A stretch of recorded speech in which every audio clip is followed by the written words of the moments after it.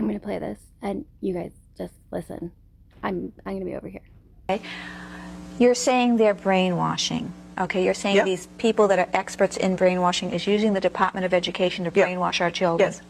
What are they after? Why are they doing it? Well, if you want to move a country from a free individualistic economy, Which we have. yes, or had, Or had, okay. to a planned economy, you have to do it through the schools. You have to dumb down and brainwash, change the attitudes and values. You have to completely, social engineering has to go on constantly, and many teachers know what I'm talking about. And people are going to say, well, when did this start? And who on earth ever did this? Why would a plan like that be allowed to be carried out? That's right. Well, then you have to go back to 1934, which I will do, and we have to go to the three-pronged fork, okay?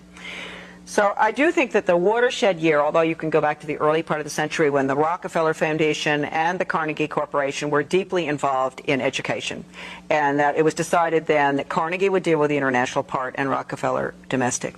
They commissioned the American Historical Association to put together a study of the social studies, and they came up with lots of volumes, but I have one little volume, Conclusions and Recommendations for the Social Studies. And basically that little one is an original book. I wish I'd brought it with me. Too bad. But I don't even dare let it out of the house. It's so important. It called for changing the United States through the schools from a free individualistic economy to a socialist, collectivized, planned economy in the New World Order. It says that in the book? Yes.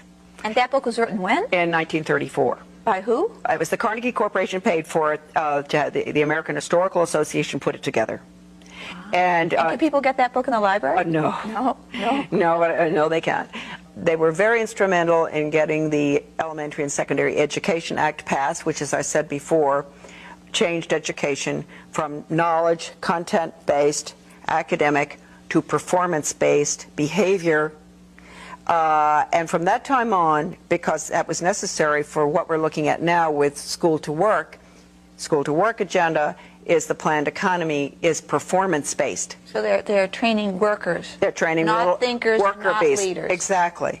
At that time, you had a general, Buck Chisholm, a Canadian general psychiatrist, who was a very close friend of Alger Hiss's. And he gave a speech in 1945 to the World Health Organization, which basically recommended getting rid of the conscience. Wow. Yes.